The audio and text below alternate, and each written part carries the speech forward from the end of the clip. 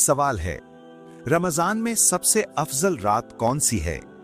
जवाब है, रमजान में सबसे अफजल रात लैलतुल क़द्र है, जो 1000 महीनों से बेहतर करार दी गई है, और इसी रात कुरान मजीद नाजिल हुआ। सवाल है, रोजा किस चीज से टूट जाता है? जवाब है, जानबूझकर खाने पीने या हमबिस्तरी करने से रोजा टूट जाता है, और बाज़ सूरतों में क़ज़ा के साथ कफ़ारा भी लाजिम होता है। सवाल है, रमजान में कौन सा अमल सबसे ज्यादा अज्र वाला है? जवाब है, कुरान मजीद की तिलावत, सदका और क़यामुल लैल रमजान में सबसे ज्यादा अज्र वाले आमाल में शुमार होते हैं।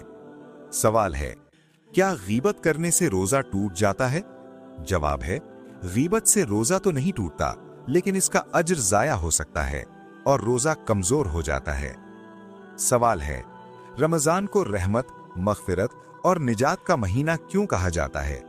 जवाब है, क्योंकि इस महीने में अल्लाह ताला बंदों पर खास रहमत फरमाता है, गुनाह मुआफ करता है और जहन्नम से निजात अता करता है। सवाल है, रमजान में किस वक्त दुआ सबसे ज्यादा कबूल होती है?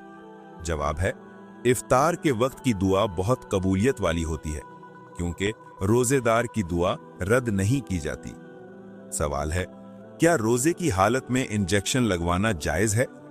जवाब है, अगर इंजेक्शन ग़िज़ाइयत वाला ना हो तो रोजा नहीं टूटता, अलबत्ता ताकत के इंजेक्शन से रोजा मुतासिर हो सकता है।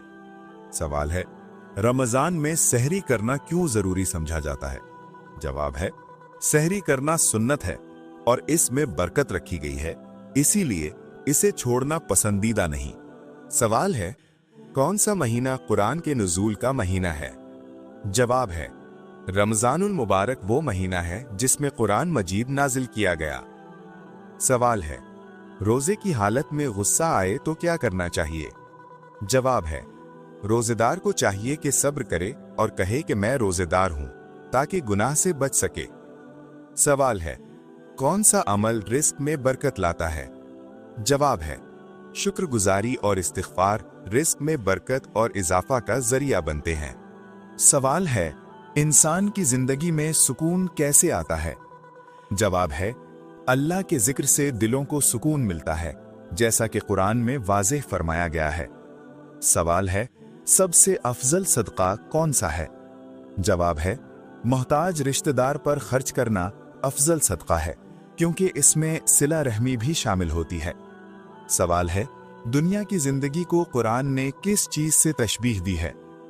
जवाब है, दुनिया की जिंदगी को आर्जी खेल और धोखे के सामान से तशबीह दी गई है। सवाल है, क़यामत के दिन इंसान किस चीज पर सबसे ज्यादा पछताएगा? जवाब है, वक्त जाया करने और नेक आमाल ना करने पर इंसान सबसे ज्यादा पछताएगा। सवाल है, कौन सा अमल दिलों में मोहब्बत पैदा करता है? जवाब है, सलाम को आम करना और तोहफा देना दिलों में मोहब्बत पैदा करता है। सवाल है, जन्नत में दाखिल होने का सबसे आसान रास्ता क्या है?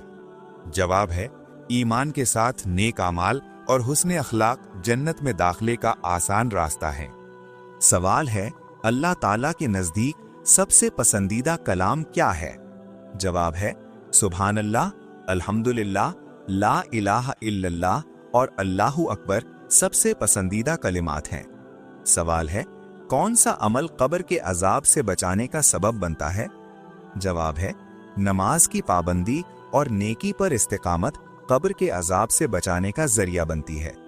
सवाल है, इंसान की असल कामयाबी किस में है? जवाब है, असल कामयाबी अल्लाह की रजा हासिल करने और आखिरत की कामयाबी में है। सवाल है, कौन सी चीज इंसान को अल्लाह के करीब करती है?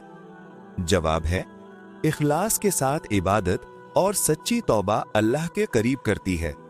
सवाल है, रमजान में सबसे बड़ी महरूमी क्या है? जवाब है, रमजान पाकर भी मग़फ़िरत हासिल ना करना सबसे बड़ी महरूमी है। सवाल है, किस अमल से गुनाह झड़ जाते हैं? जवाब है, वुज़ू और 5 वक्ता नमाज से छोटे गुनाह माफ होते रहते हैं। सवाल है, सबसे कीमती सरमाया क्या है? जवाब है, ईमान और नेक किरदार इंसान का सबसे कीमती सरमाया है। सवाल है, इंसान को सबसे ज्यादा किस चीज की फिक्र करनी चाहिए? जवाब है, इंसान को अपनी आखिरत और आमाल की फिक्र सबसे ज्यादा करनी चाहिए। सवाल है, कौन सा गोश्त खाना हलाल और बेचना हराम है? जवाब है, कुर्बानी का गोश्त खाना हलाल है, लेकिन उसे बेचना जायज नहीं, बल्कि उसे खुद खाया जाए या मुहताजों में तकसीम किया जाए। सवाल है, किस लड़की से शादी करना मना है?